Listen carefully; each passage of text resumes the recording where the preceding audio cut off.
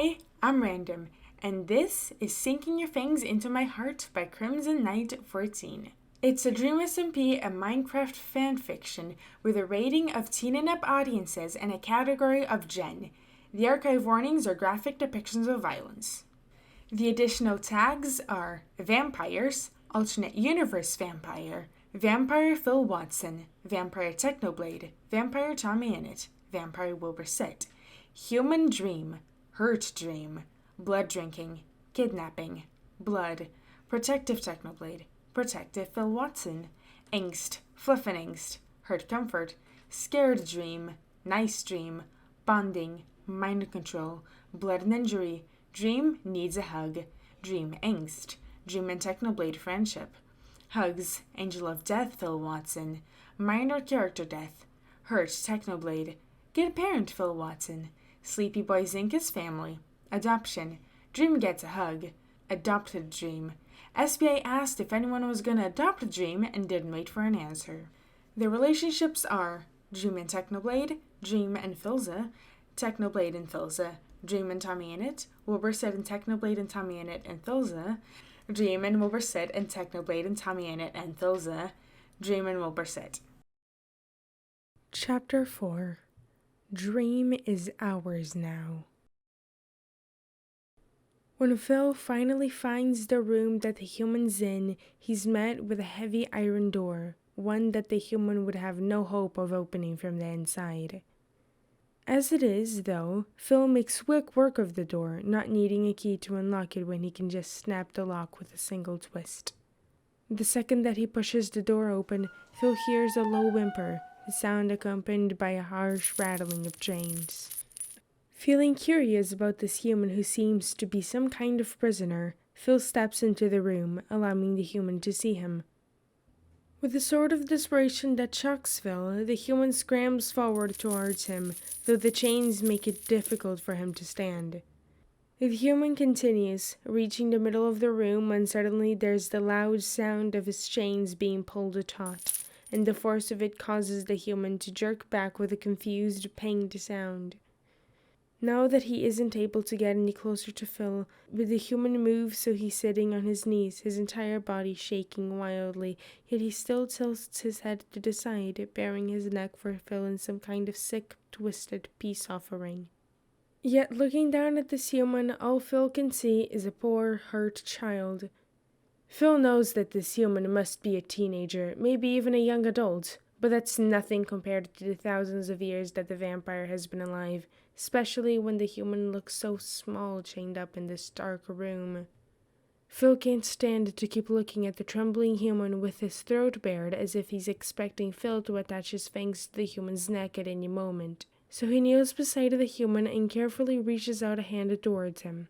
Ever so gently, Phil cups the human's cheek to lower his head so that the human's neck isn't in such a strained position. The touch seems to loosen the human's tongue as he leans into Phil's hand and begs, "Please don't leave me here anymore. I'll be good, I promise." "I'm not leaving you in here. Don't worry, mate," Phil replies without hesitation, his voice soft and gentle. The vampire's undead heart is aching for this poor boy. "Let's get you out of these chains, yeah?" Once the human nods his agreement, Phil moves his hand from the boy's cheek, softly shushing him when the boy whimpers at the loss of the touch. Without any difficulty, Phil grabs hold of the length of the chains with both hands and gives it a firm tug, the metal links snapping beneath his grip as if they were no stronger than paper.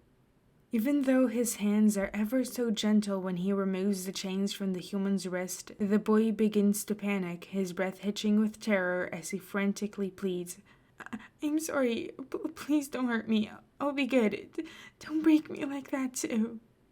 Feeling like his heart might shatter, Phil can't think of any reassurances other than to pull the human into his arms, hugging the trembling boy close to his chest. At first, the human becomes terribly tense, as if he's expecting Phil to bite him rather than hug him. But after a few moments, he relaxes, his newly freed hands coming up to tightly fist into the fabric of Phil's bloody shirt. "I've got you now, mate. You're safe," Phil murmurs as he rests his chin on top of the boy's head, hoping that he'll be able to help the human stop shaking so much. The vampires that did this to you are dead too. They'll never hurt you again. The human relaxes further at that. His voice is less fearful and shaky when he asks, "Are you Techno's dad?" And that makes Phil pause, his curiosity over this human increasing tenfold, especially since it seems like this boy knows his son well enough to call him by a nickname. "I am," Phil confirms, noticing the way his words cause the human to release a breathy, relieved sigh as though he's come to associate the literal angel of death with safety. "My name's Phil. And you are?" "Dream," the human says as his shaking finally subsides, but still keeps gripping Phil's shirt like a lifeline, so the vampire doesn't dare pull away from their hug. I didn't actually believe Techno when he said that he'd tell you to keep me safe." If Phil was surprised before, now he's absolutely shocked. Because Techno wanting to protect a human? That is a very, very rare thing. Techno tends to stick to himself, tends to spend time with his family and no one else. So for him to promise to keep this human safe, now that makes Phil very interested in Dream. "How do you know my son?" Phil asks, trying to not make his tone too commanding despite the way he desperately wants to know what Techno finds so special about this human.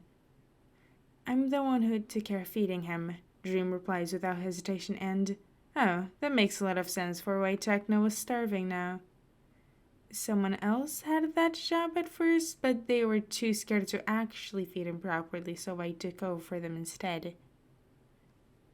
"Did you know who he was when you agreed to feed him?" Phil questions after a few moments of mulling over those words, because that's the only way it makes sense to him that this human would willingly agree to feed a vampire. "No, I didn't find out until he told me his name after I had already agreed," Dream shares, his voice taking on a softer tone as he continues. "I just thought that no one deserved to starve to death, even if they're a vampire."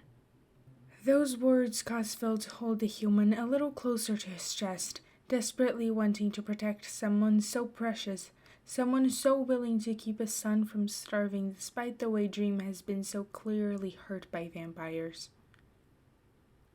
After a little while of just holding the human close, Dream breaks the silence by softly asking, "Hey, where is Techno anyways? He isn't hurt, right?" With a heavy sigh, Phil reluctantly informs the human, "Dream, no one's been feeding him while you were locked up." "What?" Dream exclaims as he pulls back from Phil, his emerald green eyes shining with worry as he peers up at the vampire. "But it's been days!" Then his voice turns terribly small and weak. Dream softly continues, "At least, I think it's been days. Feels like I've been in here forever." And that makes Phil's eyebrows pinch in worry and concern, especially when he thinks to question, "Did anyone come to feed you either?" "No," Dream murmurs as he looks away from Phil, staring down at the ground so the vampire won't see the tears that have begun to prick the corner of his eyes. "They wanted me to be alone. I was bad." "Oh, mate," Phil sadly says, certain that this human didn't deserve to be punished, especially not by being chained up inside a dark room. "I'm sure you didn't do anything wrong." "But I did," Phil says without hesitation, a painful amount of certainty in his tone. I fought back. I didn't mean to, but they had their teeth in my neck and their hands on my throat and I couldn't breathe and I lashed out without thinking. I didn't mean to breathe." Phil interrupts the human's panicked spiral, his voice gentle despite the power behind his words, hating the way Dream has started breathing so shallowly in his panic. "It's okay, Dream. You're safe now."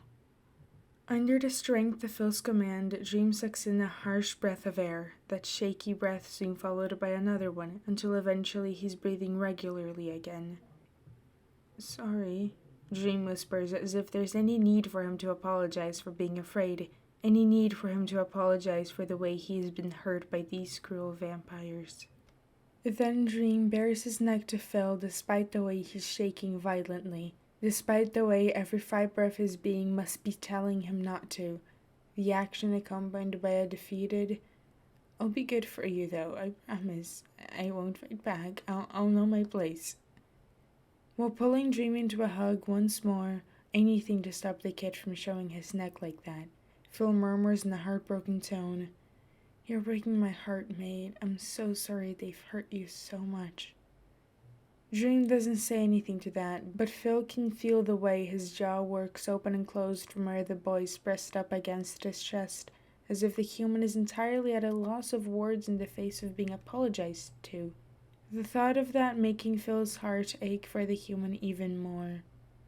Eventually, though, Phil has to pull away from Dream, his worry for Techno outweighing the desire to wrap up Dream in his arms forever and never let him go again. When Dream makes a small, confused whining noise at the loss of his embrace, Phil softly asks, "Do you think you can show me where to find some blood so we can get Techno fed? And we can find something for you to eat on the way too?"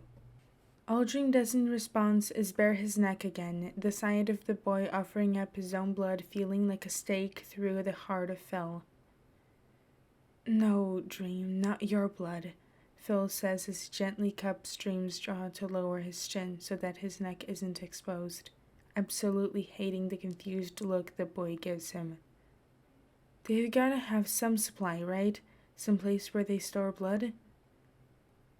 "Yeah, they do," Dream agrees, his voice holding so much confusion as he continues. "But he's been without blood for a while now. Wouldn't it be better to give him something fresh? Especially since I'm right here." Ever so patiently, Phil explains, "The longer we go without blood, the harder it is for us to control ourselves. There's no guarantee that Techno will be able to stop himself from taking too much. And considering that he seems to like you, I'd hate for him to have to live with the guilt of that." "Okay, that makes sense," Dream says as he nods his head, the human shakily rising to his feet as he says, "I'll show you where to find the supply then." While standing up too, Phil hesitantly questions, "Mind if I carry you? You look like you're about to pass out." "Please," Dream whispers, swaying unsteadily towards Phil as he weakly admits, "I haven't eaten in a while. It's kind of hard to stand." "I've got you," Phil promises as he carefully scoops Dream into his arms, the human wrapping his arms around Phil's neck for support, his face nuzzling against Phil's chest as he releases a happy sigh. "You just tell me where to go and I'll take care of all the rest." Dream gives him flawless directions despite not being able to see where they're going with the way his face is pressed against Phil's chest. The human's knowledge of the whereabouts of this place making Phil wonder just how long this poor boy has spent here. The supply room shows obvious signs of having been raided during the vampire's haste to flee before Phil attacked. The coolers and refrigerators for storing blood nearly empty, but they managed to scrounge together several bags of blood and a granola bar for Dream, who then gives Phil directions to Techno's cell. Once they reach the hallway right outside of Techno's cell, Phil carefully helps Dream sit down with his back against the wall, the human handing him the bags of blood he'd been holding as he softly asks, "You're not letting me go inside?" "Not until he's got some blood in him, no," Phil explains with a wry smile. "The second he smells your blood, he'll try to attack you. Like I said, it's very hard for us to control ourselves when we get this hungry, so it's better to keep you two apart for now." Dream just nods his head in understanding at that, then he leans his head back against the wall and closes his eyes, the poor human looking absolutely exhausted. "Hey, make sure you eat the granola bar we grabbed, alright?" Phil gently reminds him, worried about the fact that both him and Techno haven't been fed in so long. After opening his eyes to stare up at Phil for a few moments with confusion in his gaze, as if the vampire's a puzzle he can't seem to figure out, Dream does as he's told, pulling out the granola bar and taking a big bite out of it, then releasing a small sigh as he finally starts to eat. Satisfied that the human will be okay to leave alone now, Phil makes his way into the room Techno's in, whispering a soft, "Hey mate, I'm back with some blood for you." The second Phil gets close enough for Techno to smell the blood through the bags, the vampire's head snaps up, his pupils so wide that he can barely see the red of his irises, his nose flaring at the scent as he strains against the ropes keeping him tied to the chair. While whispering soft words of encouragement, Phil puts the bags right in front of Techno's face, allowing the vampire to sink his fangs into the bag and greedily drink the sweet liquid. Once he's finished with the first bag, Phil replaces it with another one, his son drinking that one just as eagerly, a true statement of how hungry he is. By the time the second bag has been drained, Techno's eyes open again, the vampire having closed them in bliss when he began drinking, and Phil is beyond relieved to see Techno's pupils are back to normal and the glassiness that was in his gaze earlier has vanished. Need another one? Phil asks as he holds up the final bag he grabbed, noticing the way Techno's eyes track it closely. When Techno nods, Phil moves the bag toward his son so that he can drink that one too, all the tension falling away from his limbs by the time he's done, his annoying hunger pains finally disappearing. Better? Phil asks with a small, relieved smile. Much better, Techno confirms, his voice a bit scratchy, but he sounds fine otherwise. And hearing his voice again helps absolve some of the worry that's gripped Phil ever since his son didn't come back home. You think you can untie me now? Gotta admit I'm quite sick of this chair. With a small huff of laughter, Phil begins making quick work of the ropes wrapped around Techno's wrists, wincing with sympathy at the way his skin has been rubbed raw by the restraints. Once he's free, Techno stands up and stretches his arms up high above in the air, his back popping in numerous places now that he's finally able to move again. You're not feeling bloodthirsty anymore, right? Phil asks as Techno continues stretching, not wanting to invite Dream inside if he could be attacked. Nah, I'm all good, Techno says with an easygoing smile, the vampire seeming perfectly content now that he's no longer stuck in the chair. With a small smile, Phil calls out, Dream, you can come in now if you want, it's safe. Dream. Techno breathes out the name, his stretches forgotten after being reminded of the human who was so scared last time Techno saw him. When Dream pokes his head into the doorway, seeming terribly hesitant, Techno moves towards him with a relieved smile, his arms outstretched for a hug. But Dream doesn't go towards him, instead taking a step back as he fearfully stutters out, Wow, you're tall. Not wanting to make Dream afraid of him, Techno quickly sits down on the ground, his hands raised level to his chest in a surrender as he softly says, Hey, it's okay. I'm not gonna hurt you. I was just gonna give you a hug.